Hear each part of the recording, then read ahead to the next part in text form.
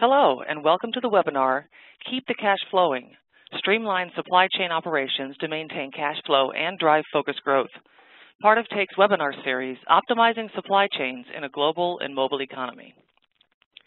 My name is Donna Fritz, and I'm the VP of Marketing and Product Management for TAKE Supply Chain. Joining us on the presentation today is TAKE Supply Chain Account Executive Josh Noble. In his role at TAKE, Josh helps companies streamline their supply chains via partner collaboration, business process automation, and enterprise mobility. He is also a published author and guest lecturer on topics such as collaboration, business intelligence, workflow management, and enterprise search. Mr. Noble's diverse experience working with both IT and front office functions has resulted in significant efficiency gains for customers in the high technology, consumer packaged goods, oil and gas, pharmaceutical, and automotive sectors.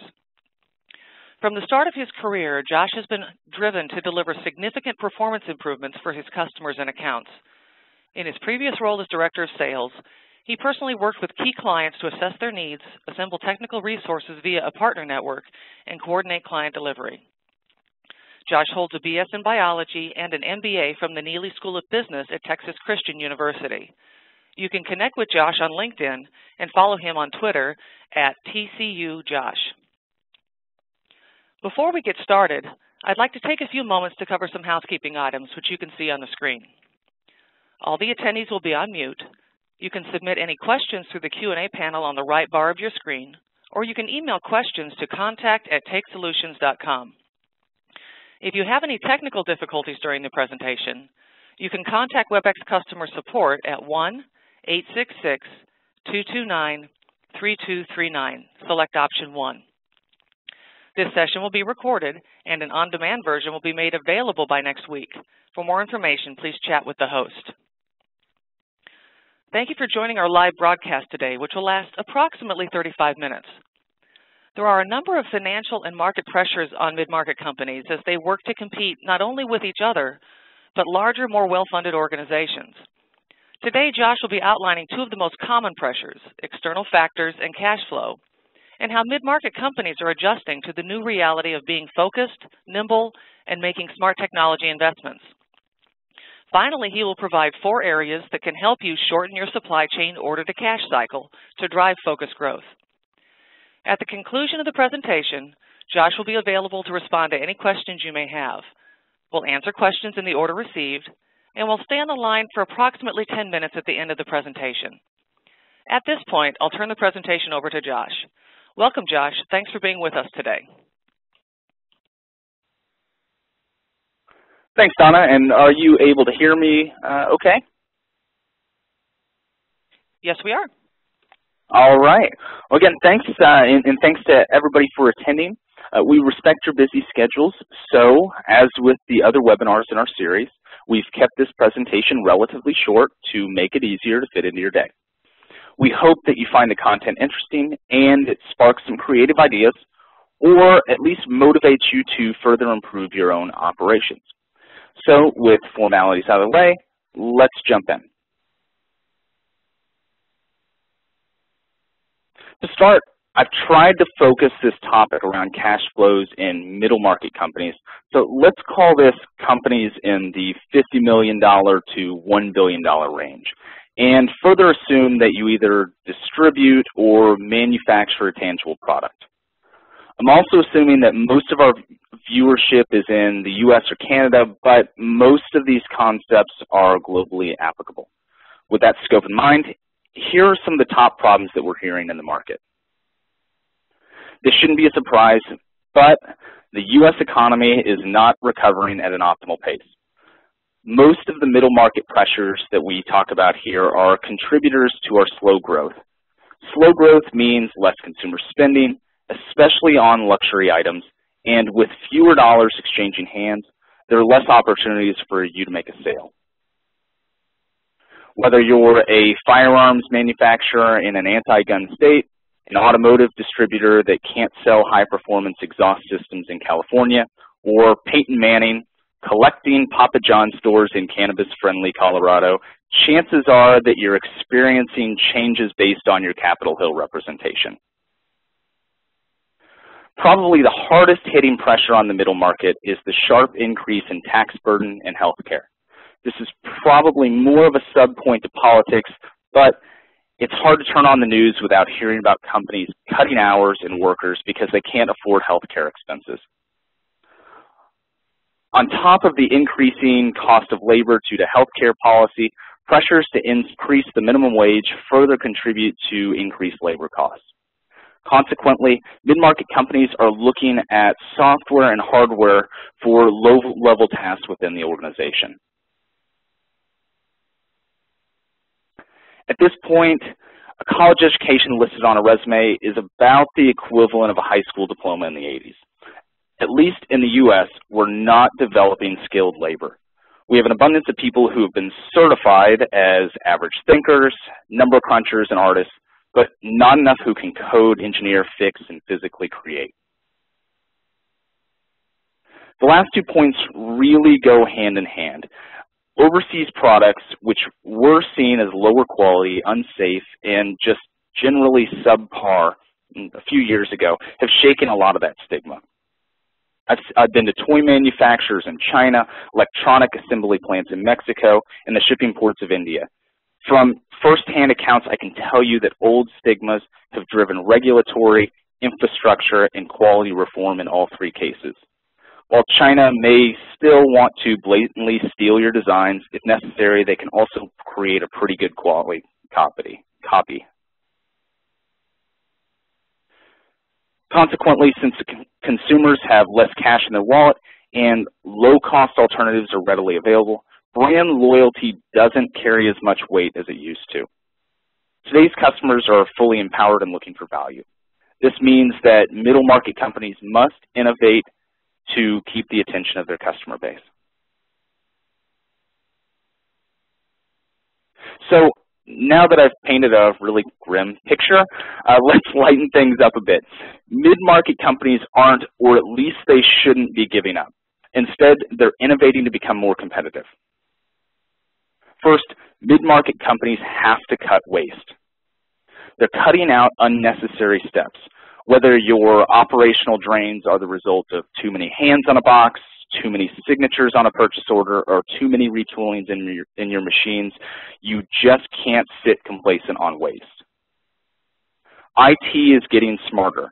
Over the past decades, companies have wasted massive budgets on software that didn't fit the business case, hardware that became obsolete by the time it was turned on, and massive projects that consumed so much time that they were completely abandoned before the rollout. Again, IT is getting smarter. Mid-market companies are not buying $5 million enterprise brand software, especially when $50,000 to $75,000 special software is better fit. Mid-market companies are narrowing the scope of projects so they can go live faster. Mid-market companies are choosing cloud-based solutions over local hardware so they don't have to continuously buy new machines. Summarize, IT is getting smarter, and if they aren't, hurry up and find yourself some new IT. With more competition, mid-market companies know the cost of an unhappy customer. They're retooling processes, but with a focus on risk management. They're monitoring supplier performance and changing vendors if necessary. Companies are selecting warehouse locations and 3PLs that ensure on-time delivery to customers. They're also utilizing business intelligence to catch trends before they become an issue. On the flip side, mid-market companies are trying to make more money. Initiatives are different depending on the vertical, but they generally focus on organically acquiring new customers through new products and upsells. We're also seeing a major trend to grow geographically, especially for those companies at the smaller end of the mid-market. E-commerce, telecommuting, and faster 3PLs are a big help in the area of geographic expansion. One other topic that I didn't list here, as it's really a combination of both areas, is mergers and acquisitions. We've talked about increasing competition, but your competition faces the same challenges as you. While mergers and acquisitions may not be the warm and fuzzy topic around the conference table, at times they're necessary to stay competitive. Whether you're trying to cut waste or generate more sales, the goal is to have more cash at the end of the day. So why is cash flow more of a concern for mid-market companies? To start, smaller order size or overall spend may mean that you have less influence to achieve the most competitive pricing. If you're caught between payments from a large customer, which may mean long payment cycles, and small suppliers, which may need quick payment to survive, then as a mid-market company, you're in a really risky cash position. Many small to mid-market companies are family-owned or tightly held and unwilling to dilute shares through stock or bond sales. So large capital investments may not be an option in this situation. Bank financing may be less forthcoming for mid-market companies, especially if they're in an unproven product space. Finally, global issues such as a weak U.S. dollar, order delays, or even difficulty enforcing payments from foreign buyers are all real concerns when a few days of missing supply or cash has a potent impact. Many mid-market companies have already adjusted to these new realities. I hit on a few points already in regards to revenue initiatives and waste cuts, but these are a few more specific initiatives. First, companies can't expect economic growth to support expansion. Instead, they're taking advantage of their expertise to find efficiencies and prepare to address disruptions or opportunities as they arise. Mid-market companies are taking advantage of their experience with customers on the ground to cater to the geography. For example, overseas competitors aren't as likely to identify that packaging colors based off of rival football teams can be the subtle difference between making a sale or losing a sale, or that customers in the New York suburbs have a higher tendency to buy tools in a matching set, while those downtown buy individual tools. Mid-market companies use size to their advantage. This is a matchup of mid-market Bruce Lee versus heavyweight enterprise Mike Tyson.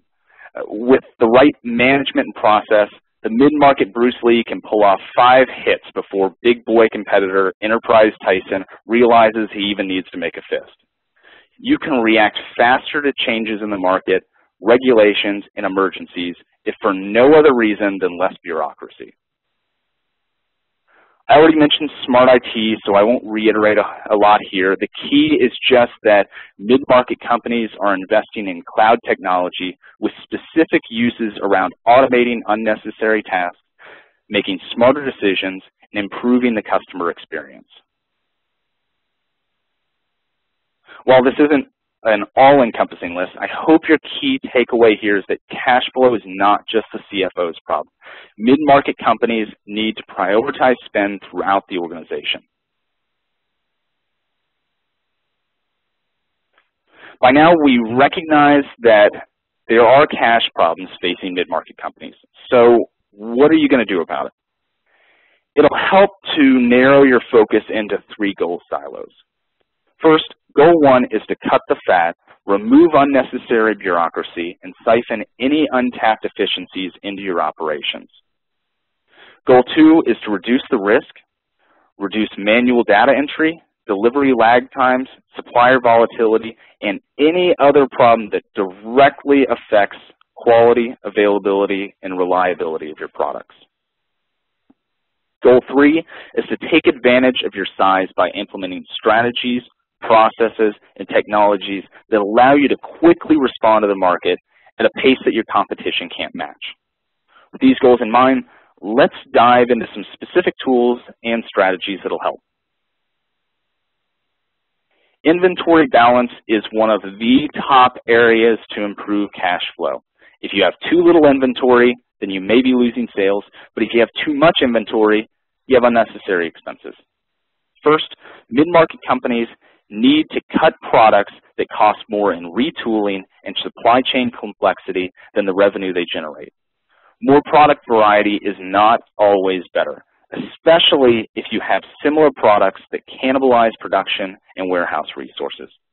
Companies need to extend the review of products' value to include demand volatility and resource cannibalization, not just revenue and sales cannibalization. Face the true cost of too much inventory versus potential shortages. In some cases, it makes sense to run leaner, or at least run leaner on some products or supplies. Identify the time to stock for each product and cut inventory for those that can be replenished quickly. Bulk orders may save cash up front, but inventory holding costs need to be taken into account. The cash tied up in that inventory may not be worth it in all cases to take advantage of that discount. In some cases, you may be able to completely cut out warehouse and holding costs. Mid-market companies should look at cross-dock options for moving inventory directly from receiving to outbound trucks. Actually, if you're interested in learning more about cross-docking, email ebooks@takesolutions.com after this webinar, and I'll have my colleagues send you a brand new Take Supply Chain ebook on the subject. I'll post that email address at the last slide as well, so you can copy it down. Speaking of additional resources, on the Take Supply Chain blog, you can find my recent post about problems with inventory, early inventory arrival. Most of the content is relevant here, but specifically, mid-market companies should consider the tax implications of inventory.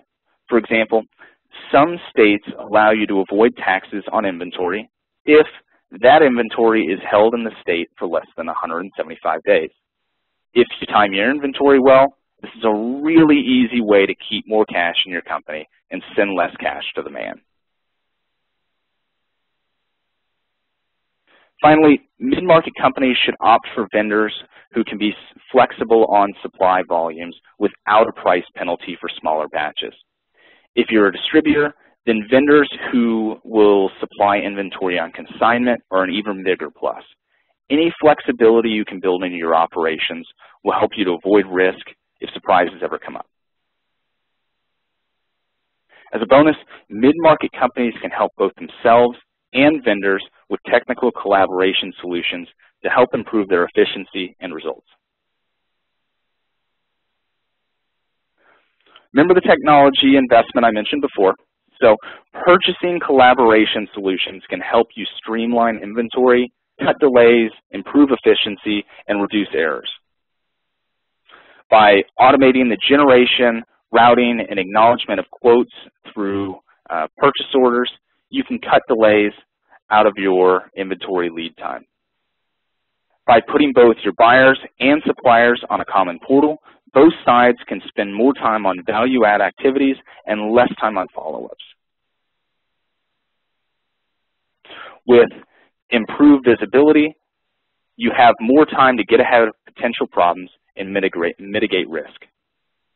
And touching once more on smart IT, mid-market companies should choose flexible platforms that can integrate with internal systems, warehouse management, and vendor systems. Don't implement a collaborative system that really only works with your ERP. To shorten the order-to-cash cycle, it's crucial to avoid delivery delays. Cash sitting in your warehouse is bad, but cash sitting in 3PL trucks is even worse. First, work on your upstream supply chain. This is anything from suppliers inbound to your warehouse or manufacturing facilities. Continuing with the topic of collaboration solutions, make sure to ensure smooth border crossing and traceability through shipping collaboration. Shippers should be able to create labels and shipping documents based on approved POs. The data within POs should be able to autofill label content to avoid data entry errors, and labels should include the content and barcodes that your warehouse needs for processing. Your buyers should be able to track packages so that nothing is lost in space, and if properly executed, your receiving should be able to quickly accept materials so inventory moves faster from the dock. To help with shipping collaboration, visibility, and performance management, mid-market companies need to track advanced shipping notifications. and good receipts notifications.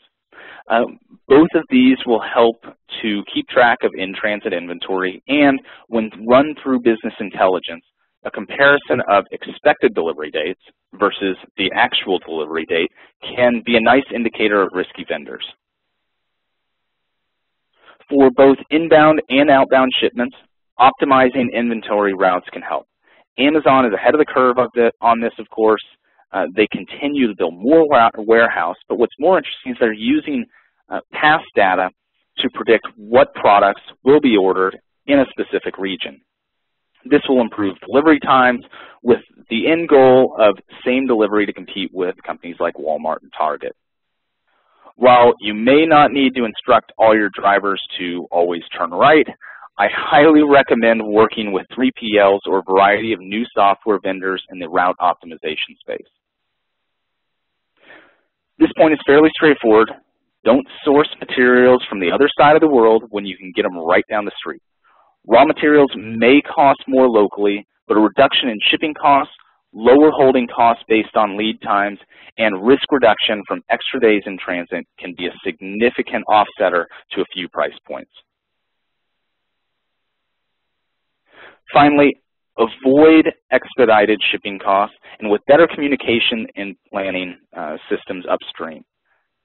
An expedited order here and there may make sense, but the cost of frequently rushed deliveries will pile up. I say this with really kind of a caveat in some cases. Rush orders may be required sometimes, specifically if the benefit of earlier payment from your customer outweighs the cost of expedited shipping. Focus on the financial supply chain with AP automation.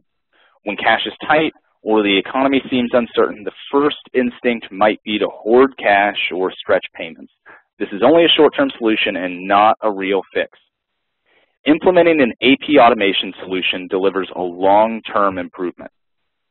First, use a system that compares POs, goods receipts, and if possible, quality usage data against invoices to mitigate the risk of data entry mistakes.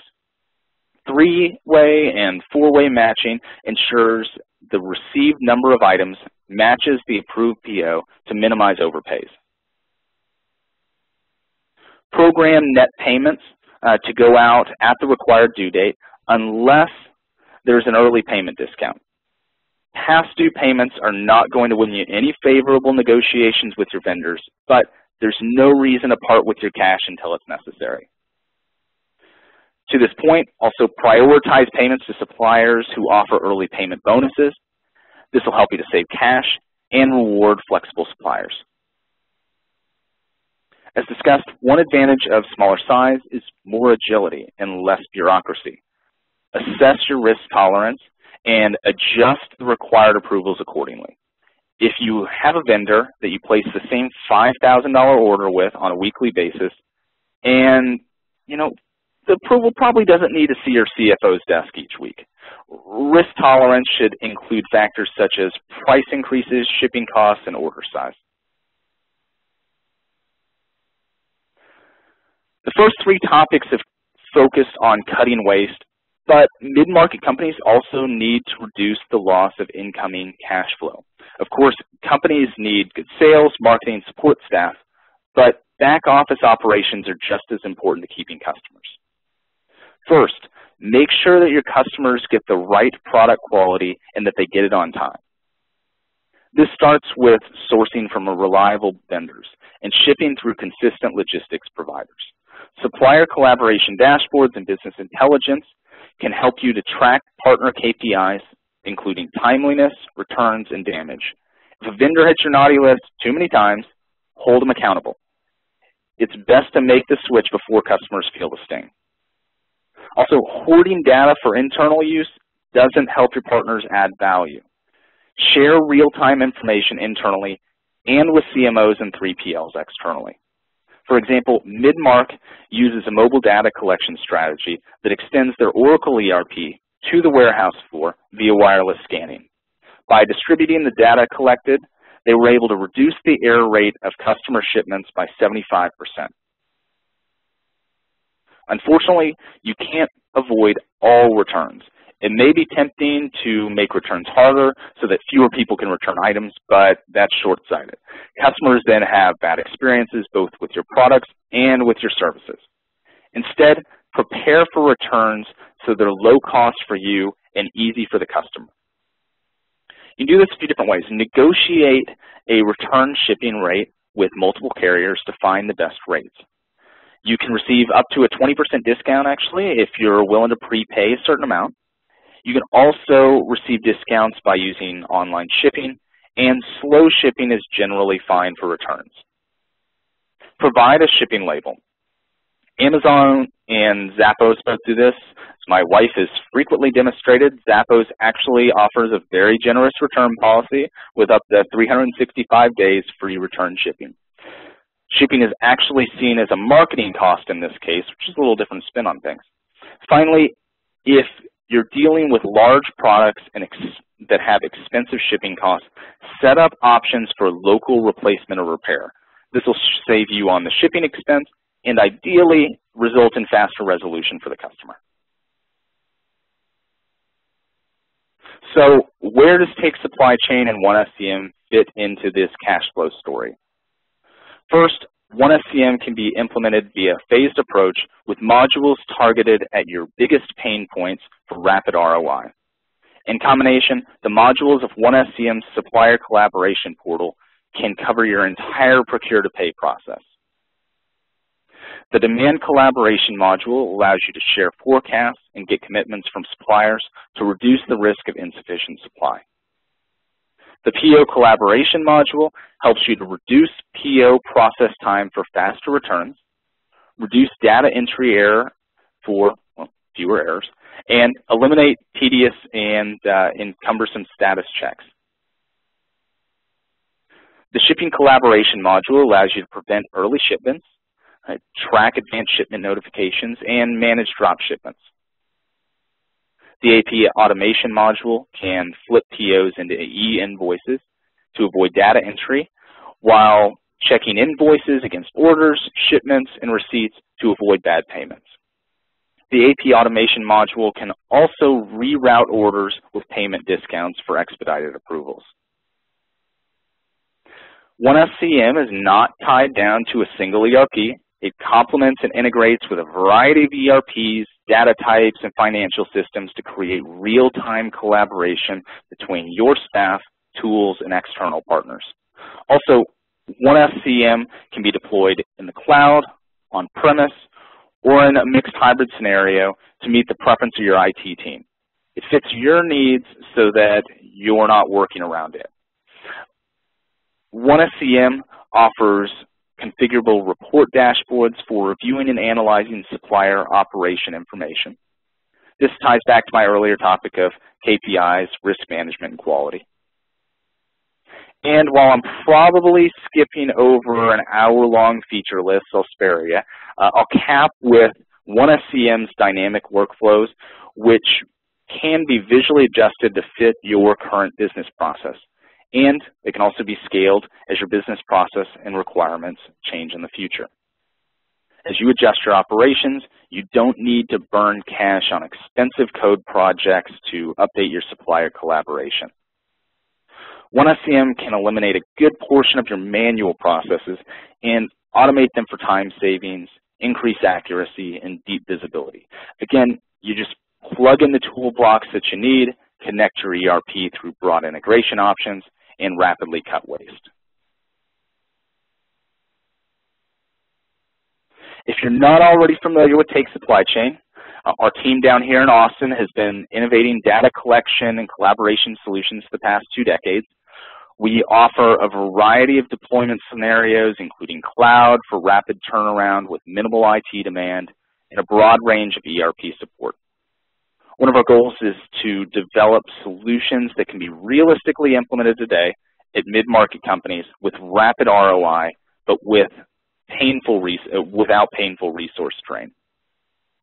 We know you have a lot of top priorities for improvement, and I think you'll find that improved supplier collaboration with Take Supply Chain is one of the easiest rollouts on your schedule. Again, I'd like to thank everybody for their time, and I'll hand it back over to Donna for some closing remarks and Q&A. Thank you, Josh, for a really good presentation. As I mentioned before, Josh will be available online for the next 10 or so minutes to answer any questions that you have. Just submit your question using the Q&A box on the right side of your screen. We've also provided our phone number and email addresses on the screen for any additional questions you may have after the close of our presentation today. As a quick reminder, a recorded version of this presentation will be available on demand via our website at takesupplychain.com by next week. And now to the questions. Okay, Josh, here's the first one. You talked about mid-market companies narrowing the scope of projects to get up and running faster.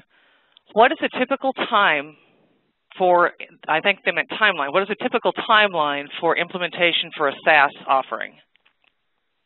Oh, on the spot right off the back. Okay, so timelines can vary, but normally if your ERP can already send and receive XML or CSV files with the required data that we need, and you have fairly standard workflows, implementation can happen in as little as, say, 6 to 8 weeks. EDI can take a little bit longer than that. I'd look for full rollouts in about the 3 to 4 month range after you bring on vendors, which means you should start to get some sort of positive ROI in the 6 to 8 month range for a normal implementation. The time difference there, because I know there's a gap, is really not so much of a technical barrier and more of just the reality that sometimes it takes a cattle prod to reorganize legacy processes. I'll stop with that. We'll go to the next one. Hopefully I hit the points. Okay. Here's the next question. I'm more focused on the U.S. for growth right now. Do I really need the tax compliance and other global features that technology partners are saying are important? Well, I'm not a tax expert, but I'd say that from my experience here, it really depends on your situation. Global tax compliance is always something that's safe to have if it isn't outrageously expensive. A couple of the situations that come to mind here. First, you could decide to test a little global expansion, which means that you may need the tax compliance sooner than planned, sooner than maybe budgeted, or you could experience disruptions in your supply chain. That's a bit more of a common scenario that you might not get ahead of. Disruptions may force you to begin sourcing from, let's say, other regions of the globe, either in the short term or the long term. It just depends on your situation. Either way, having global tax compliance in place means it's one less thing that you have to deal with within your operations. That's probably a long-winded answer, but I hope it helps. Okay. Next question. Let's see. Does outsourced procurement help to reduce cost? Does it increase buying power? I think this goes back to kind of economies of scale and trying to compete against the larger companies. Okay. It can, but again, I'm giving you the caveats on every one of these, but it depends on what you're buying. If your bill of materials calls for, let's say, shelf stock items from suppliers, then a purchasing outsourcer may be able to group you together for increased buying power with other companies. That'll let you drive down prices and increase service levels. However, this doesn't really help if you're dealing with specialized materials, especially for mid-market companies who might have lower volumes. The overall volume is still not often there to justify the expense of outsourcing. I know we have clients that have considered this and turned to increase automation to reduce costs rather than adding additional procurement staff for tactical purchasing. I hope, does that answer your question? There's not audio here, but feel free to shoot me a mail after this, and I'll give you some more specific tips based on your particular business. Okay. Well, it looks like we have bumped up against our allotted timeline for the webinar. So what I'll do is we'll answer one more question, and then any questions that we weren't able to get to, Josh can follow up with you directly right after or shortly after we end the broadcast today. So here's the last question we can get to during our broadcast. I have an older ERP and a good deal of manual processes. Where should I start with improving my supply chain operations? Oh, So many options. Okay. I usually find the most obvious areas are purchase order collaboration and AP automation. They typically have the most easily tracked areas of unnecessary expense. For purchase orders, there are a number of measurable areas such as, let's say, price and quantity error, change order management, purchase order yield rate for higher volume organizations that you can track pretty easily, and enter some simple areas that you can fix with PO collaboration. For AP automation, easy areas to fix are maybe the cost of manual processes, error rate and frequency of sending, let's say, bad checks, and the frequency of lost or early payment discounts. That's probably the biggest area here is if you're not taking advantage of your early payment discounts, that can be a huge ROI gain for customers. Or also, if you're, on the flip side, getting hit with late payment penalties. Even a $100 million company, even there, this can all really add up pretty quick. In fact, reducing the types of waste that you're dealing with in AP automation by, let's say, even 15 or 20% can actually pay for the monthly cost of a SaaS PO collaboration or AP automation system. I know that sounds like a big statement, but if you want to email me after this webinar, I'm more than happy to go through your use case, and we can actually run up an ROI calculator, and you can figure what that time looks like. All right. Well, thanks, Josh. And this does conclude the Q&A portion of our presentation. Thanks again to everybody for joining us today. Again, if we were unable to get to your question, Josh will contact you directly with a response. And also, if you would like a copy of the new ebook on cross-docking, please email us at ebooks@takesolutions.com. Please feel free to contact us at the information provided on the screen with any questions, or if you'd like more information about Take Supply Chain. And we look forward to seeing you online or in person again very soon.